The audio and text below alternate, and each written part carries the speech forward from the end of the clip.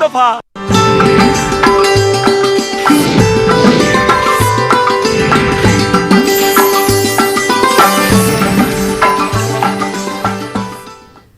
Break के बाद आपका खैर मकदम है। पीडीपी यूथ विंग सदर वहीद पर्रा को जम्मू कश्मीर पुलिस ने आज फिर गिरफ्तार कर लिया है। याद रहे कि उन्हें हफ्ते को एनआईए कोर्ट से जमानत मिल गई थी। सियासी लीडरों, मिलिटेंसी और अलहदगी पसंदों के बीच मुबैना साजबाज के केस के सिलसिले में ताज़ा कार्रवाई हुई है। क्रिमिनल इन्वेस्टिगेशन कश्मीर रेंज ने केस दर्ज कर लिया है। मिलिटेंसी केसों के सिलसिले में महकमे ने 2 दर्जन एफआईआर दर्ज कर ली है। वहीद पर्रा को आज गिरफ्तार करके जम्मू की अदालत में पेश किया गया था। उन्हें 18 जनवरी तक के लिए अदालती तहवील में भेज दिया गया है।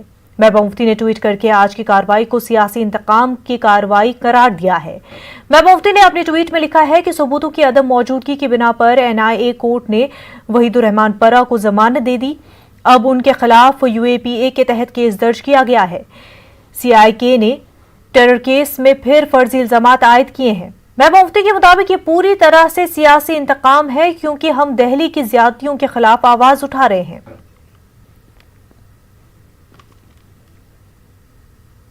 बर्फबारी के बाद से पूरी वादी सर्द की लपेट में है। इन दिनों मशहूर डल झील दोपहर के वक्त भी जुज़वी तौर पर मुंजमद ही रहती है। झील में कश्तियों और शिकारा को इधर से उधर ले जाने में काफी मुश्किलों का सामना करना पड़ रहा है। श्रीनगर में दिन का दर्जे हरारत 3 डिग्री हो गया है। रात के वक्त पारा -4 डिग्री तक गिर जाता है। कई मकामात पर बर्फ जमा हो जाने से श्रीनगर शहर में लोगों को इन दिनों बेहद दिक्कत हो रही है। लोग अपने अपने मकामात को जाने के लिए बर्फपोश रास्तों पर चलते फिरते देखे जा रहे हैं।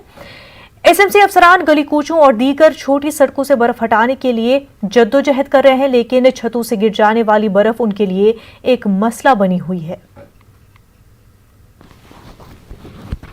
देखिए, आप लोगों को पता ही, ये हैवी स्नोफॉल था, ये कम नहीं पड़ा था, ये बहुत ही बर्फ गिरी थी। तो जो पहले हमने, आज मैं बता रहा हूँ कि हमने प्रेस कॉलोनी क्लियर की थी 5 दिन पहले, तो अब ये छतों से फिर गिर गया, तो फिर हम काम अपना अंजाम दे रहे हैं। लैंड्स बाय लैंड्स आप हर एक एरिया में जाइए, श्रीनगर म्युनिसिपल कॉर्पोरेशन खड़ी है, वर्कर बेचारे अपना काम बहुत ही बखूबी से निभा रहे हैं। कोविड-19 और दफा 370 हटने के बाद जो हालात पैदा हो गए, उनसे सबसे ज्यादा मुतासिर ताजिर रहे। इन बातों का इजहार Kashmir traders and manufacturers federation के सदर मोहम्मद यासीन खान ने किया। कुपवाड़ा में ट्रेडर्स फेडरेशन की जानिब से एक हलबरदारी तकरीब के बाद वो मीडिया से बात कर रहे थे। मोहम्मद यासीन ने कहा कि अगरचे गवर्नर इंतजामिया ने पहले ही 1350 करोड़ माली पैकेज का ऐलान किया, जिससे ताजरों ने राहत की सांस ली, लेकिन हुकूमत को ताजरों के लिए मजीद खसूसी पैकेज का ऐलान करना चाहिए। वाज़ेह है कि 8 साल के बाद शौकत मसूदी को कुपवाड़ा ट्रेडर्स फेडरेशन का सदर मुंतखब किया गया है। इस मौके पर आज एक हलबरदारी तकरीब मुनक्किद हुई। तकरीब में ताजरों की एक बड़ी तादाद ने शिरकत की और इस दौरान Srinagar traders federation, Handwara traders federation के सदूर भी मौजूद थे। शौकत मसूदी ने कहा कि वो कुपवाड़ा कस्बे को जाज़बे नजर बनाने के लिए दिन रात काम कर रहे हैं। सेंट्रल गवर्नमेंट तक हमने दरवाजे खटखटाए, हम वहाँ तक भी गए, हम होम मिनिस्टर साहब से मिले, हम फाइनेंस मिनिस्टर से मिले, हमारी काफ़ी कोशिश रही, लेकिन उसके बाद फिर कोविड की वजह से उनसे मुलाकात नहीं हो पाई। लेकिन अल्हम्दुलिल्लाह हम किसी हद तक उस मसले में, थोड़े से मसले में कामयाब हुए। हमने एक पैकेज 1350 करोड़ का जो लेफ्टिनेंट गवर्नर साहब ने अनाउंस किया, हमने वो लेके हम आए। तरजीहात उनकी बेहतरी है, वो किस किस्म की होगी वो हम सब लोगों को मालूम है। जो भी इश्यूज़ हैं, जो भी मसले हैं, जो भी प्रॉब्लम्स हैं, जो भी डिमांड्स हैं, उन पे हम इंशाअल्लाह काम करेंगे और मुझे उम्मीद है उनमें हम कामयाब होके ही रहेंगे। डीडीसी इंतखाबात के नतीजों का ऐलान हुए काफी दिन हो चुके हैं, लेकिन इलेक्शन के दौरान मुबैना धांधलियों पर मुबाहिस का सिलसिला खत्म नहीं हुआ है। ओपोजिशन जमातों ने बड़े पैमाने पर बेकायदगियां करने और एक खसूसी पार्टी को फायदा पहुंचाने के लिए सरकारी मशीनरी इस्तेमाल करने का संगीन इल्जाम आयद किया है। इस ज़मन में कुछ सियासी पार्टियों ने रियासती इलेक्शन कमीशन से रुजू किया है और पूरे मामले की जांच कराने का मुतालबा किया है। हमारे जम्मू रिपोर्टर समीर भट्ट की रिपोर्ट।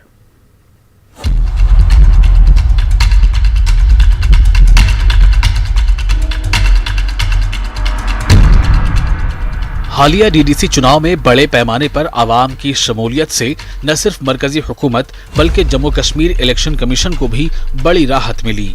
लेकिन अपोजिशन पार्टियों ने गैर मुंसिफाना तरीके से इलेक्शन कराने पर सवाल उठाए हैं। Jammu and Kashmir national panthers party का इल्जाम है कि सरकारी मशीनरी को इस्तेमाल करके बीजेपी चुनाव जीत सकी है। पैंथर्स पार्टी के चेयरमैन हर्षदेव सिंह ने कहा कि इस ज़िम्न में उनकी पार्टी ने रियासती इलेक्शन कमीशन को कई खतूत लिखे हैं और तमाम इल्जामात की तहकीकात कराने की गुजारिश की है। उन्होंने ताहम बताया कि उनके सवालों पर इलेक्शन कमीशन खामोश बैठा हुआ है। कांग्रेस ने भी इसी तरह के इल्जामात आयद किए हैं। कांग्रेस के जम्मू कश्मीर सदर G.A. मीर ने कहा कि इलेक्शन में धांधली के लिए बीजेपी ने सरकारी मशीनरी का गलत तरीके से इस्तेमाल किया।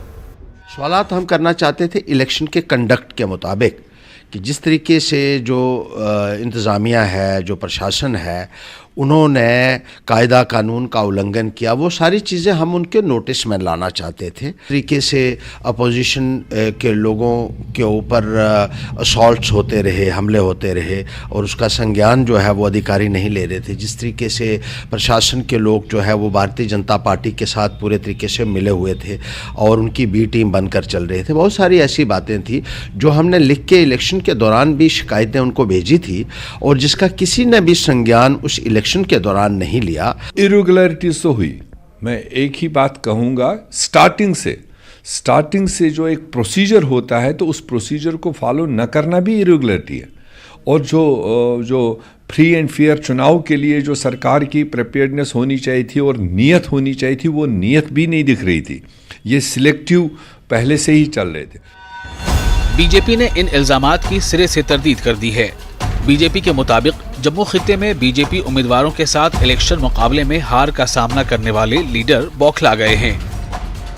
कहते हैं कि सियानी बिल्ली खंबा नोचे, ये बात अगर उस दिन करते वो जब चुनाव प्रचार चल रहा था या जब चुनाव प्रचार में वोटिंग पड़ गई, आज जब रिजल्ट खराब आए तो तभी इलेक्शन कमीशन खराब हो गया क्या? हमने हर जगह कहा कि हम पीपल्स मैंडेट का, जनता के मैंडेट का हम सम्मान करते हैं। इसी दौरान रियासती इलेक्शन कमीशन के हुक्काम का कहना है कि अपोजिशन के इल्जामात में कोई सच्चाई नहीं है।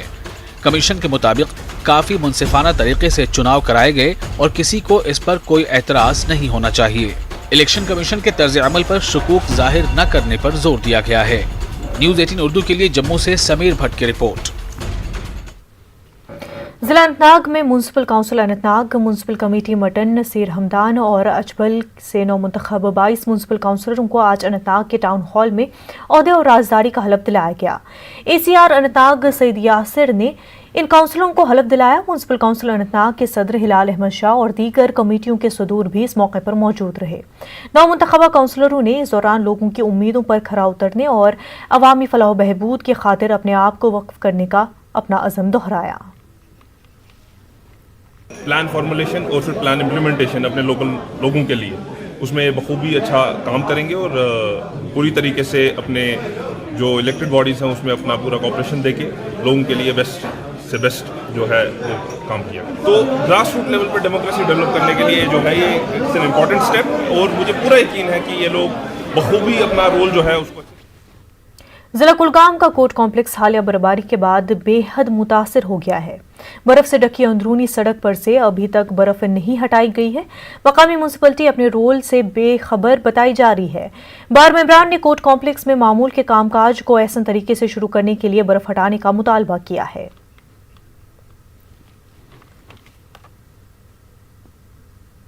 अगर कोर्टों का ये हाल रहा तो मुझे नहीं लगता कि आम जनता का क्या हाल होगा इस मामले में। जब भी कभी यहाँ बर्फ़ पड़ती है तो यहाँ पर जो इंतज़ामिया था वो हमेशा बर्फ़ उठाते थे, लेकिन आज वो पहली बार यहाँ पे कुछ भी बर्फ़ नहीं उठाया गया है। आप देख सकते हैं यहाँ से भी सारा बर्फ़ जो भी गिरा है अभी तक मौजूद है।